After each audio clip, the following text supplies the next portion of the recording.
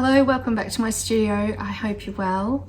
I am finally feeling like I'm past having COVID. I feel like my asthma's under control and I've got much more vitality. It's so fantastic to feel well and be able to breathe. Who knew breathing was so important to life and feeling good? So today's video is backtracking a little bit to the little piece you saw me do using negative space, the terrarium painting, the little pink one, and I'd like to show you the latest one. There's a bit more technical side to this one, that's why I'd like to show you. And one of the things I do to prep the surface you see me do is mix in some gesso with some marble dust. And what's that? That's about $5 worth, 500 grams. And who knows how much I paid for the gesso. Anyway, you can get gesso at any art shop. This might be a little bit harder to come by. I found it with all of the mediums for oils. So have a look there, but ask your art supply shop. They'll be able to get it for you. And what it does, it dries out the gesso a little bit so you can get a really great structure to the surface, so creating really good texture. Another way to do it is to use impasto medium. As I show you in the video, the impasto medium is quite soft and I find it can slump a little bit. And using this marble dust in the gesso, you can also manipulate how dense you have it, so how much it'll sit nice and strong for you. Yeah, so that's the difference between this one and the other terrarium. And I'll talk you through as we go. There's a few extra things in there to show you about colour and things. So let's get into it. Hope you enjoy. Here's the paper I'm using today. It's a 210 GSM, so lovely and stiff. It's a textured paper and it will cope with holding the water and the acrylic. And that's one of the stencils I'll use today. I'm just taping off the edges of the paper. It gives a lovely border. The paint can bleed a little bit under this paint, but it will give you a nice border, it gives you a nice finish, and it helps hold the paper to the surface for you so you can be more hands-free.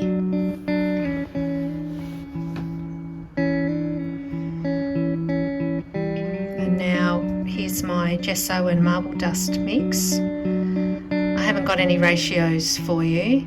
It's really just to the eye when I've got it stiff enough for what I'm wishing to use it for. I'm wanting the mix to sit quite high off the paper for this one, so I'm going to mix it quite firm.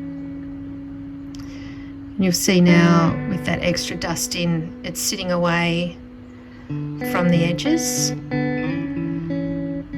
And I'll show you here now the difference between the impasto medium and my gesso and marble dust mix. Impasto medium's lovely, but it is a much softer mix,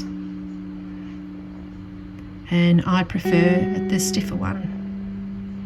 So it's a bit more plaster-like, I guess, compared to the impasto medium.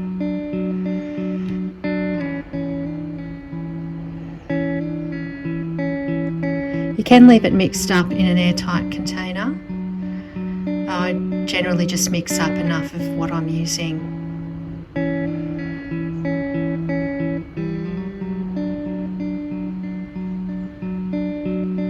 So I'm just going to press it through here, through the stencil, but not with a huge amount of pressure because I'm wanting to get quite a lot of texture here. I want this pattern to really sit up high off the surface. So there's enough pressure there that it's being pushed through the stencil, but also sitting there quite thickly. And any in the center where the vessel shape will be. So I've just scraped the center there, and this stuff takes ages to dry. That's just shown a very small clip. You can see there how lovely and high it is off the surface, but because it's so thick, you really need to let this dry. I didn't leave it long enough, and you'll see very late in the piece that I have lost a little bit of the form, and you'll find as you're painting and adding wet to it, if it's still wet, you will lose it. So yeah, the tip is to make sure that's super dry. Waiting till the next day probably is best. So here I am just laying in some background colour. It's so wintry here. I thought these colours would be lovely. A bit more ocean-like, wintry colours.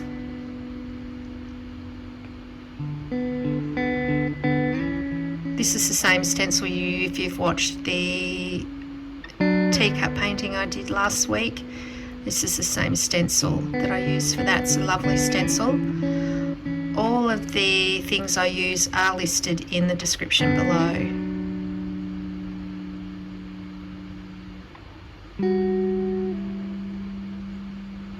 So I'm just really playing around, building the layers, building a background. A lot of the border will be covered when I do this terrarium shape. Oh no, here's this colour wheel that comes from the Colour Wheel Company. It is listed on Amazon and lots of other places. I just got it from my local supply shop. And I'm showing you there that the colours I'm using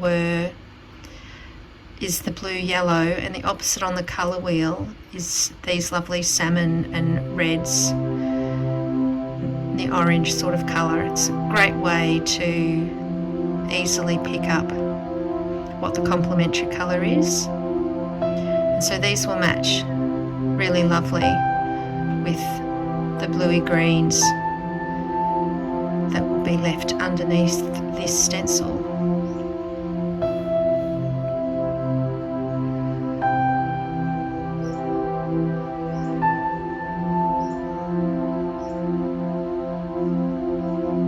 That colour wheel is actually a great reference tool. It's got all sorts of information on it about not only complementary colours but tints. So if you're adding white, what your triads are and things like that. Perhaps I can do a video for you to show you more in detail how that little thing works, but it's a great little tool.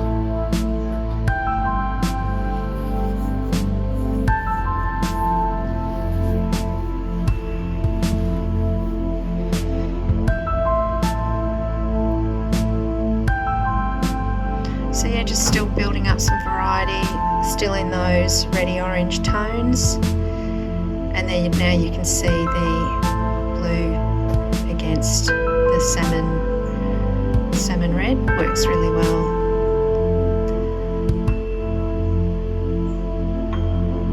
Now we're filling our terrarium with some foliage.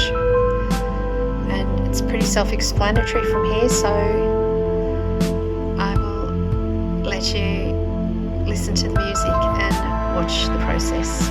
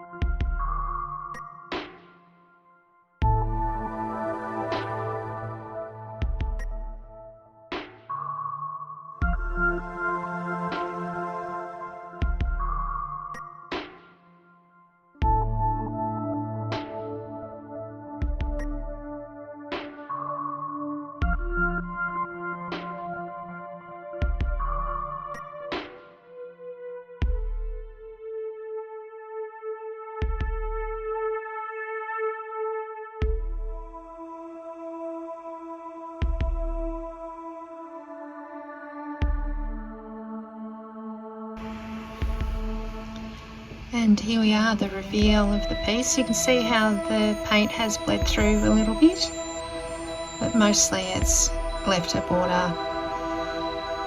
I did lighten up that background a little bit, went back to the more salmon colours. I think that looks better. But as you can see, as I'm mixing on the palette, I'm using all the colours, all the variety of colours are really from those base colours, so it keeps the whole piece in harmony when you mix your colours like that.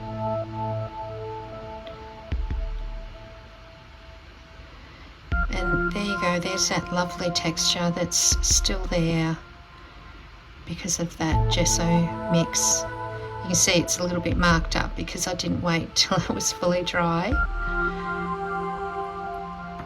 But yeah, it just gives another level of interest and pattern, and yeah, I'm really happy. That's it dried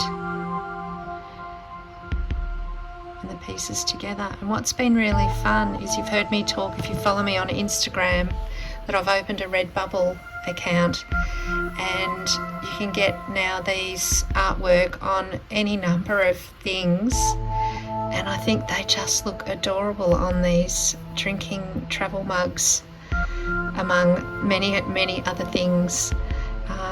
Yeah, if you think it's fun as well, check me out on Redbubble. They're lovely things. I hope you've enjoyed today's video. Please give me a like, and I shall see you next week. Bye.